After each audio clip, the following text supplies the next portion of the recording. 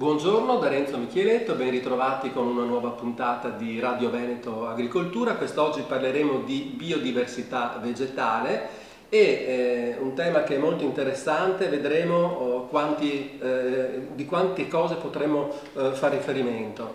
Abbiamo in studio con noi il dottor Roberto Fiorentin del Centro Biodiversità Vegetale Fuori Foresta di Veneto Agricoltura di Montecchio Precalcino. Grazie Roberto per essere qui. E quindi innanzitutto spiegami una cosa: cos'è la biodiversità vegetale?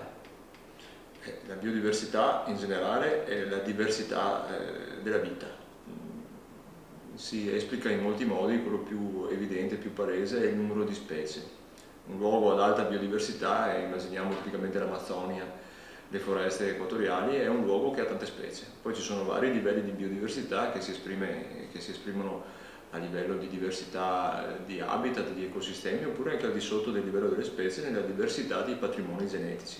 In tutto questo il Centro di Veneto Agricoltura come entra in gioco? Come entra in gioco? Entra in gioco in una maniera molto operativa. Noi ci occupiamo di piante autoctone. E perché ce ne occupiamo? Ce ne occupiamo perché un territorio molto antropizzato, quindi molto modificato dall'uomo, a volte anche pesantemente, come il nostro, ha bisogno che gli habitat e le piante nativi, autoctoni, che sono stati rimossi appunto per questo stato di alterazione molto forte, vi vengano in qualche modo riportati. E questo comporta quindi che le piante vengano moltiplicate dall'uomo, nel caso nostro da noi, all'interno di un centro specializzato. Perché dobbiamo... centro specializzato che quindi produce delle piantine, sì, che vengono messe a disposizione o di un progetto, certo, oppure dell'utenza, anche di privati cittadini. Per farne cosa ne fanno? Per farne cosa. Una cosa importante che vorrei sottolineare è questa: produrre le piante. È una espressione che è anche un po' curiosa. Le piante non hanno bisogno di essere prodotte, si riproducono da sole dove ci sono. Come dicevo, però, bisogna fare la ricomposizione e la riqualificazione ambientale. Per questo servono piante pronte come fossero un prodotto, come si fa una casa, si usano i mattoni, si fa un bosco, si usano delle piante. Ma quali sono queste piante? Quali sono queste piante? Le piante possono essere quelle che costituivano ad esempio il bosco della pianura veneta, della pianura padana, che è stato ridotto a un lumicino a seguito appunto dell'attività umana nel corso dei millenni, dei secoli, specialmente dell'ultimo secolo e mezzo. È un bosco che rappresenta la massima espressione di complessità vegetale per la nostra pianura e che rimane relictuale in aree così piccole che tutte assieme formano lo 0,005% della pianura veneta, quindi è necessario ricostruirlo. Quindi io privato che voglio nel mio giardino mettere a dimora delle piante autoctone che erano presenti un tempo qui nella nostra pianura, mi rivolgo al vostro centro, al nostro centro di Veneto Agricoltura. Sì, si può fare, assolutamente. Ecco. Però un'attività importante è quella di essere anche di supporto a dei progetti, in particolare a dei progetti europei e in particolare dei progetti LIFE, che ricordiamo che il programma LIFE è il più importante programma europeo rivolto all'ambiente. Cosa succede? Allora, A Montecchio. Allora, succede che in generale i progetti LIFE nei quali noi siamo partner, ovvero quei progetti LIFE che ci coinvolgono direttamente, si occupano di appunto interventi sul territorio e quindi di interventi di riqualificazione di habitat. Gli habitat naturali, sapete, sono, immaginiamoci, una prateria, un bosco, una steppa, un ambiente litoraneo, ad esempio. Abbiamo un progetto proprio sulle dune, poi lo magari approfondiamo. Entriamo un attimo più in dettaglio. Sulle dune del litorale veneto. E allora noi all'interno di un progetto LIFE siamo quelli che fanno le piante che servono per fare gli altri interventi. Non so, un partner deve ricostruire un habitat che è andato a essere perduto in parte o del tutto. Bene, noi siamo quelli che fanno, tra virgolette, le piante. E qui entriamo nello specifico. Per esempio, uno dei progetti in cui il centro di Montecchio è impegnato è il progetto LIFE Redune. Sì. In cosa consiste il progetto? Ce lo spieghi in poche parole, perché poi ci spieghi invece quali piante fornite. Sì. Il progetto si propone di mitigare gli impatti che ci sono sul litorale veneto, in modo particolare negli habitat dunali del litorale veneto, che sono unici per quanto riguarda la loro caratteristica biodiversità a livello europeo, perché si trovano nel punto più settentrionale del Mediterraneo e quindi sono degli habitat dunali che ricevono un contributo floristico sia dall'Europa centrale che dal Mediterraneo che dalle Alpi, quindi hanno una grande diversità. Stiamo parlando per esempio di Valle Vecchia? Valle Vecchia, vicino a Caorle. assolutamente, di Lidione, del Cavallino, di Eraclea, eccetera. Luoghi noti per la frequentazione turistica, ma meno magari per gli aspetti naturalistici. Invece proprio perché ci sono delle dune. Ci sono delle dune. Allora l'impatto che inevitabilmente il turismo produce è molto importante in questi luoghi. Abbiamo citato altrettante importanti località turistiche balneari. Allora, per mitigare questi impatti, il progetto è in seno varie azioni, ha in programma varie azioni, tra cui il coinvolgimento degli enti locali, delle aziende di promozione turistica, la mitigazione dell'impatto proprio del calpestio con vari sistemi di interdizione e di informazione, ma anche la ricostruzione degli habitat danneggiati. Esatto. E quindi il Montecchio che tipo di piante fornisce? Cosa fa? Esatto, noi forniamo, ne cito qualcuna, le più rappresentative, il ginepro per esempio. Allora, le dune costiere con ginepro sono un habitat prioritario. Cosa vuol dire? Che la Commissione europea, l'Unione Europea lo considera tra i più importanti. E noi andremo a riprodurre evidentemente il ginepro, che è la specie più rappresentativa, ma poi anche specie più umili, diciamo, che formano le dune. Ad esempio la Mofila arenaria, che sono quei grossi cespi, quei ciuffi di una graminacea, che è proprio quella che costruisce fisicamente le dune, favorendo l'accumulo della sabbia attorno al suo fusto. Quindi grazie a queste piante le dune si rinforzano. Non solo si rinforzano, ma diventano delle riserve di sabbia, che è molto utile anche non solo per le dune stesse, ma un po' per tutte le accumulo di sabbia. Certo. E una cosa importante da dire che riguarda in modo trasversale un po' tutti i progetti LIFE, prima lo accennavo, noi siamo quelli che fanno le piante, ma in pratica cosa vuol dire fare le piante? Vuol dire andare sul territorio, individuare gli ambienti naturali ancora presenti, raccogliere il seme e dal seme fare le piante. Noi non facciamo altro che questo. Noi siamo dei trasformatori, moltiplicatori. Assolutamente, noi trasformiamo le risorse che ci dà la natura nella nostra regione, cioè sostanzialmente i semi. Guardate che un seme è una pianta, anche se noi non siamo abituati a concepirlo come tale, ma un seme, per quanto piccolo, è tutto quello che serve per fare una pianta ed è esso stesso una pianta in potenza.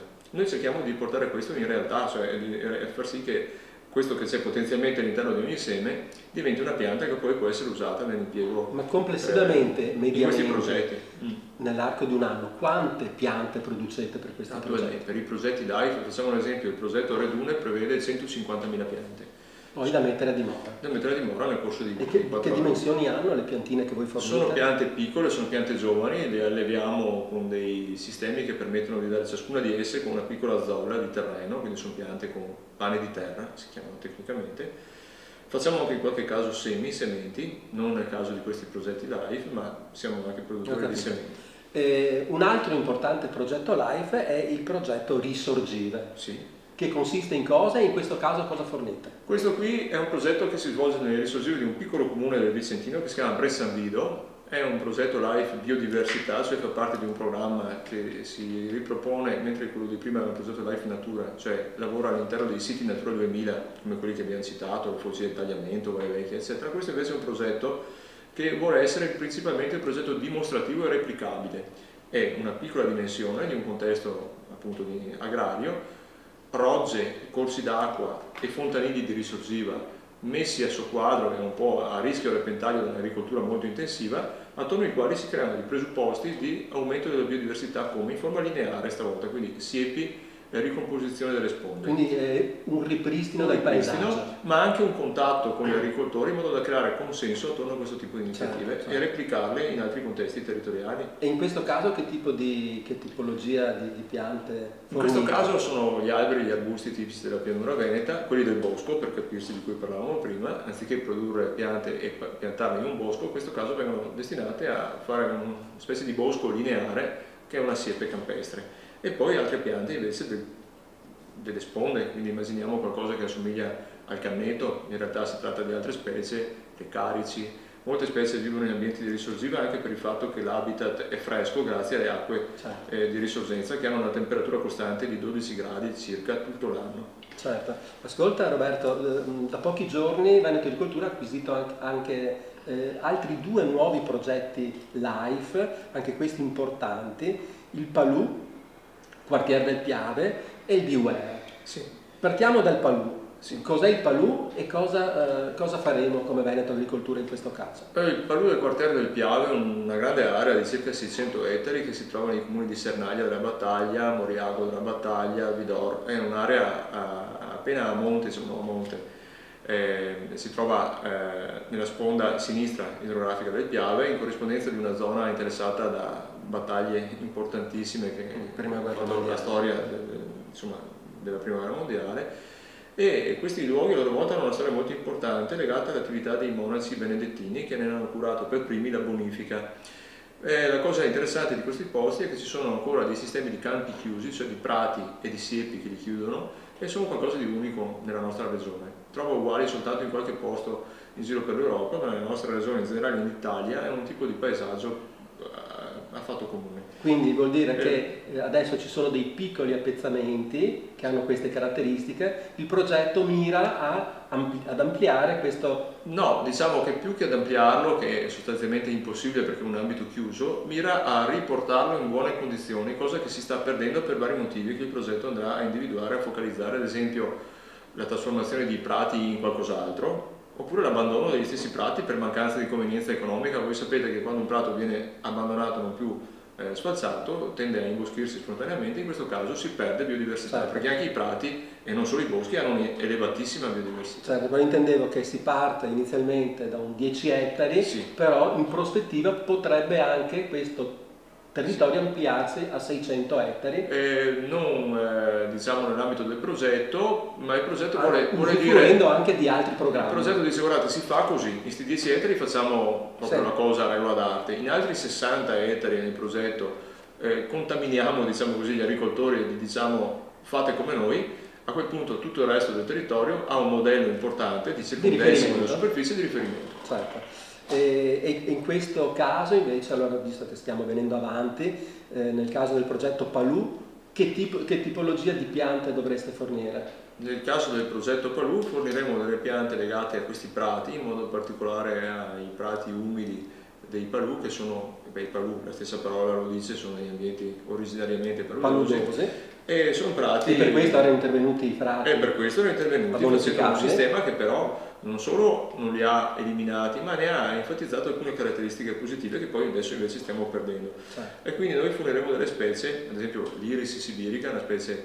particolarmente coreografica, spettacolare per le fioriture, che vive nei prati, e noi lo moltiplicheremo. Benissimo. Ascolta, visto che adesso andiamo anche verso la conclusione, concludiamo col Beware. Che cos'è e cosa faremo? È un progetto del quale vi so riferire un po' meno, nel senso che si tratta di un progetto che ha come obiettivo, diciamo, una gestione consapevole della risorsa idrica, nel quale noi entriamo, noi come centro di Montecchio Precalcino, entriamo con un piccolo ruolo, ma significativo e interessante, poiché questo progetto, nell'ambito delle azioni previste, che sono molte, soprattutto di governance, prevede anche la realizzazione di alcuni bacini, alcuni interventi pilota, diciamo, bacini di riserva idrica. Noi forniremo le piantine per formare la cintura, la sponda verde. Voi sapete che una delle varie caratteristiche che hanno le piante igrofile e acquatiche è quella di fare la fitodepurazione, oltre di mantenere alta la biodiversità. Ecco, noi faremo questo tipo, quindi in questo caso forniremo delle piante acquatiche. Perfetto. Ascolta Roberto, concludiamo. Chi ci sta ascoltando, chi ci sta seguendo, avesse bisogno di avere delle informazioni riguardo i temi che abbiamo affrontato, il nostro centro è in grado di fornire anche delle risposte, vero? Ci mancherebbe. Sì, basta contattarci. Basta contattarci. O scriverci, la cosa migliore è scriverci. Vedete in sovrimpressione il numero di telefono e l'indirizzo di posta elettronica. Roberto, io ti ringrazio per essere stato oggi qui con noi e come sempre diamo appuntamento a giovedì prossimo, sempre alle ore 11. Buongiorno a tutti.